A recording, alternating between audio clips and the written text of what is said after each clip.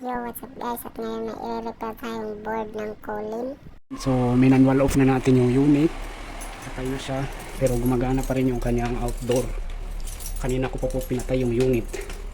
So, dapat after ilang segundo, mag-off na rin yung outdoor. So, hanggang ngayon, maandar pa rin siya at ang pangit ng tunog. Yun. Pangit ng tunog niya, oh. Ayan, so tunog talaga ito na naghahanap ng jump shock. Oh no. Ayan, so hindi ko na nabidyoan. Tinanggal natin tong kanyang mainboard sa indoor unit. At the same time, tinis natin yung kanyang control relay at nalaman natin na stuck up siya. At the same time, wala na rin po siyang resistance sa kanyang holding coil. Yun. At pinalitan na nga po natin yung kanyang relay. Hindi lang natin nabidyohan. Nag-on na siya. Pwede nyo na itong isarado. At ayan na nga po nun, ibalik na natin yung kanyang board at tinitesting na lang.